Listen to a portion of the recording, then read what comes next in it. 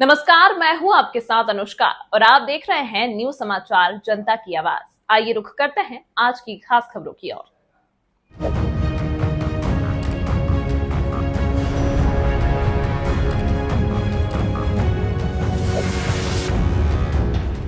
सास और दामाद की लव स्टोरी भले ही सोशल मीडिया पर सुर्खियां बटोर रही हो, लेकिन रिश्तेदार और घर वालों के लिए ये बेइज्जती का सबब बन गई है।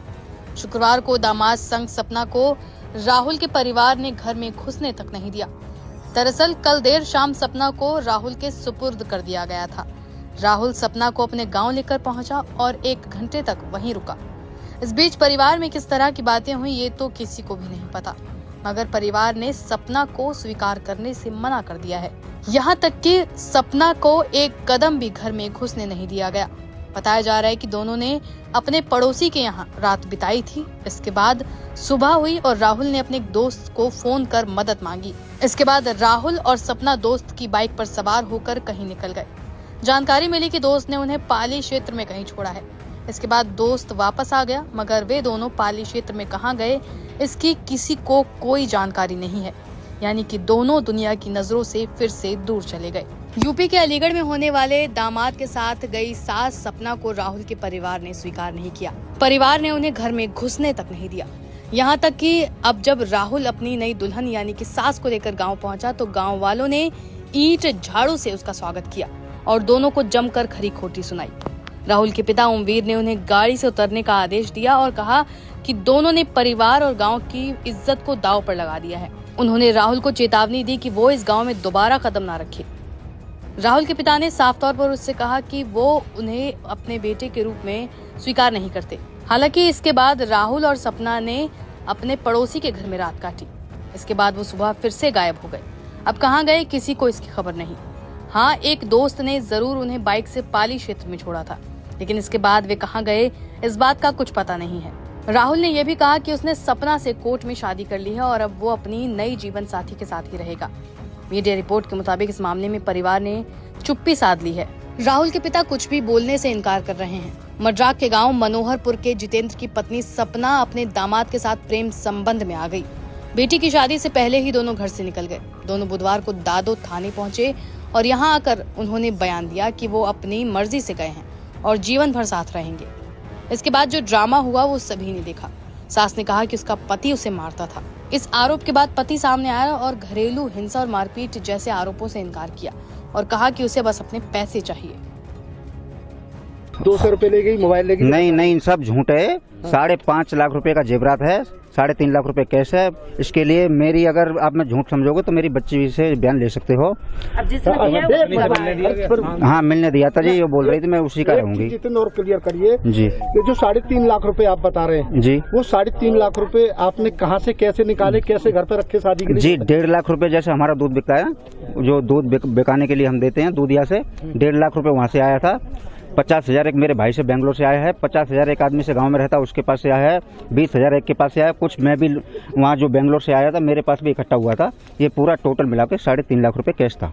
अच्छा, और जेवर कितना था? जेवर 5.5 लाख रुपए का पुराना भी था, नया भी था, जो पहनती थी अपना वो भी पूरा था, जो बच्चे के लिए कुछ बनवाया था वो भी, सब कुछ पूरा टोटल मिला था। क्या बताया उसने? जी, वो सिर्फ 200 रुपए बता रही है, वो नहीं बताएगी ना, ऐसा कैसे बता देगी? तो कहाँ खर्च खर्च पता ही नहीं, हम लेके नहीं आए, 200 रुपए लेके आए। पुलिस क्लीन चिट क्यों दे रही है अभी? कि नहीं वो महिला तो सही कह रही है। नहीं, कोई बिल्कुल गलत है जी। जितना मैं बोल रहा हूँ तक क्या उन लोगों से, जिन लोगों से आपने पैसा लिया? नहीं जी, पुलिस इतना एक्शनबाजी नहीं ले रही है। मैं कल से देख रहा हूँ थाने में दोनों आए हुए हैं, कोई एक्शन नहीं ले रही है। मेरा कहना ये है, मेरा सामान वापस आना चाहिए, दोनों को जेल भेजना चाहिए, क्योंकि बहुत चोरी की तरी दे रहे हैं आप लोग। बहुत बड़ा अपराध है इस दुनिया में, सबसे बड़ा। मैं ये कह रहा हूँ दोनों को जेल होनी चाहिए। सर, मेरी योगी जी से रिक्वेस्ट है, दोनों के लिए जेल होनी चाहिए। मेरा सामान मुझे बरामद मिलना चाहिए आज। चोरी की भी तरी दे रहे हैं क्या आप लोग? जी, चोरी है, सरियाम दिख रहा है सबको। देंगे थाने में? जी, बिल्कुल देंगे। इसके अलावा सपना देवी की जेठानी ने भी इस तरह की किसी भी बात से इनकार किया और महिला को खरी खोटी सुनाई। दरअसल सपना देवी की जेठानी ने उस पर आरोप लगाया है कि वो और उसका प्रेमी दामाद यानी कि राहुल जितेंद्र को मारने का प्लान बना रहे थे। जेठानी का कहना है कि देवरानी सपना देवी अपने होने वाले दामाद के साथ मिलकर उसके देवर को मथुरा ले जाकर हत्या करने वाली थी। उसने इसकी प्लानिंग भी कर ली थी। वो देवर को मथुरा ले जाने वाली थी, लेकिन मथुरा जाने के लिए ऐन वक्त पर जितेंद्र ने मना कर दिया। जेठानी ने बताया कि सपना देवी की शादी को 20 साल हो चुके हैं। वो अब कह रही है कि उसे जीतू मारा करता था, तो क्या वो अब तक चुप बैठती? ये सब तभी से शुरू हुआ जब से राहुल उसकी जिंदगी में आया। पिछले 6 महीने से ही उसे अपना पति पसंद नहीं था। उससे पहले कभी कोई तकलीफ नहीं थी। हम भी यहीं रहते हैं, सब जानते हैं। राहुल ने उसे कुछ खिलाया है जिससे वो बस उसी का गुणगान कर रही है। ये भी भूल गई कि उसका अपना खुद का एक परिवार है। बता दें कि अलीगढ़ की रहने वाली सपना और उसके दामाद राहुल के रिश्ते को लेकर 2 दिन तक काउंसलिंग चली। सपना राहुल के साथ रहने को आमादा थी, फिर आखिर में उसी के साथ चली गई। राहुल ने कैमरे पर बताया कि दोनों शादी करने के लिए तैयार हैं। दोनों कानूनी प्रक्रिया के तहत कोर्ट में शादी करेंगे। गौरतलब है कि राहुल की शादी सपना की 18 साल की बेटी शिवानी से 4 महीने पहले तय हुई थी। एंगेजमेंट हो चुकी थी और शादी की तारीख 16 अप्रैल तय हुई थी। इसी बीच बातों बातों में सपना को राहुल से प्यार हो गया और ये लव स्टोरी इतनी आगे चली गई कि राहुल और सपना घर से फरार हो गए।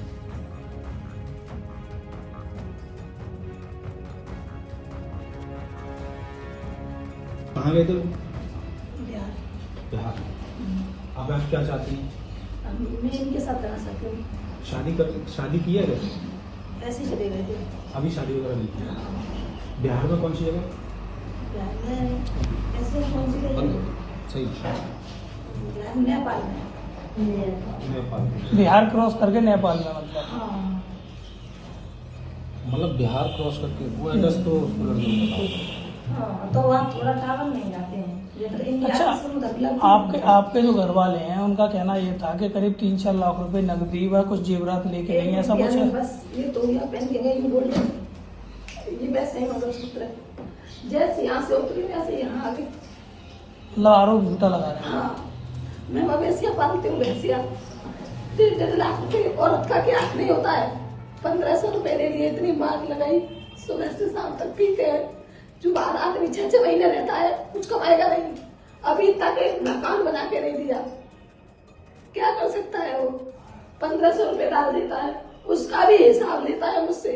जब उन्होंने मुझे आरोप गंदा लगाया तो उन्होंने एक भी बार ये नहीं सोचा कि धमाके ऐसी गंदी हरकत क्यों करेगी है? फिर भी बोलता है कि तू उसके साथ। मैं बोली सही है, मैं बात नहीं करूँगी। बात क्यों नहीं करेंगे? अच्छा, उनके द्वारा जो आरोप लगाए उसी से आप तंग होकर मतलब ये कदम उठाया आपने? अब जो मेरी जिंदगी में आया भैया, मेरा वही पति है। मैं क्या चुप